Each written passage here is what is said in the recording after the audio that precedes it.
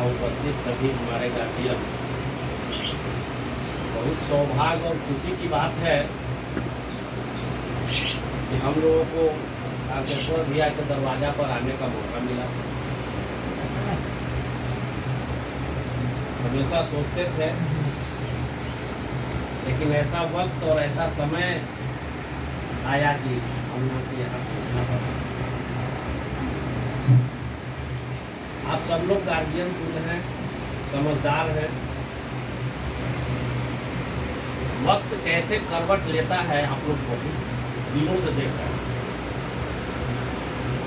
और यहाँ उपस्थित सभी लोग हमारे से ज़्यादा अनुभव हैं, उनको आपके सामने बच्चे हैं। एक समय ऐसा था कि डॉक्टर रंजन प्रसाद यादव के लिए हम लोग गांव-गांव घूमते थे। आज उसी का फायदा उठाकर विपक्षी इतना हावी हो चुका है कि पूरा देश में त्राहिमाम हो रहा है।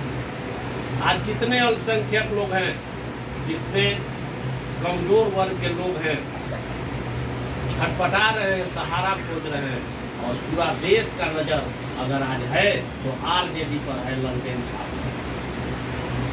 यही एक ऐसा पार्टी है जो सबों को सहारा दे सकता है, बचा सकता है। यहाँ तक कि संविधान अगर खतरा में है तो यही पार्टी बचा सकती है। इतिहास गवाह है, जब जब धरती पर संकट आई है, जादवों ने महत्वपूर्ण भूमिका निभाकर लोगों का सहारा बनने का काम किया। आज फिर से वही संकट, स्थिति चारों तरफ ऐसा भवाया है कि गारंटी शब्द आ रहा है।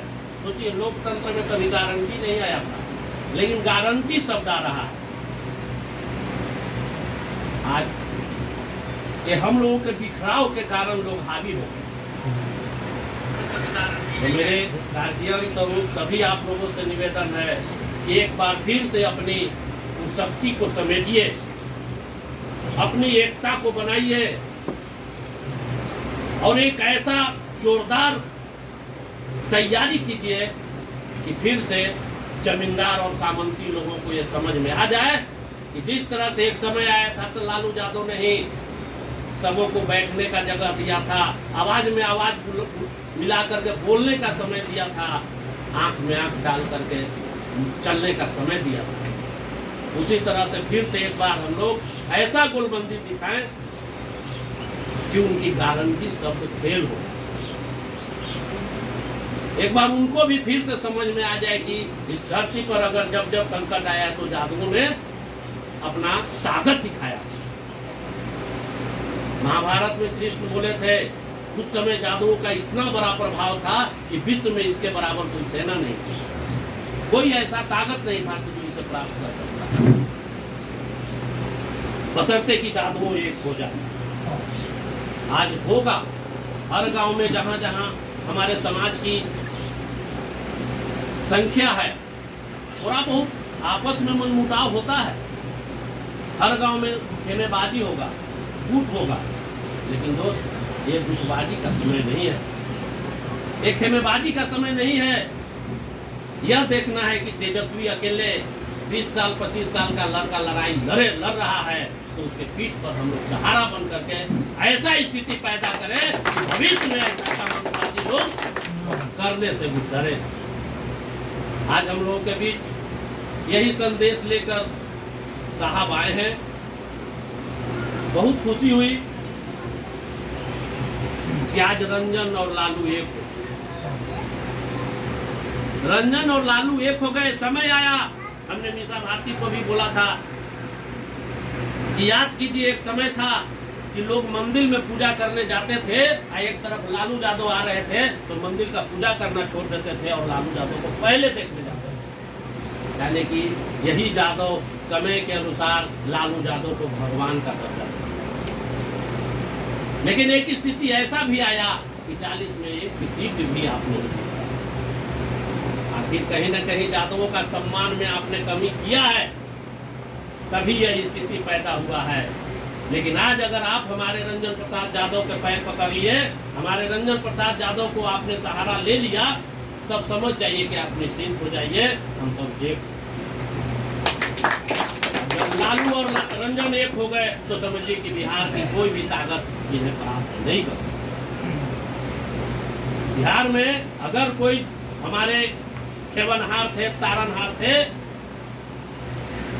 तो बुद्धि में हमारे रंजन प्रसाद यादव थे। आरजेडी को सही में चलाने वाले कोई थे तो चाणक्य बनकर, गुरु बनकर के इन्होंने चलाया था।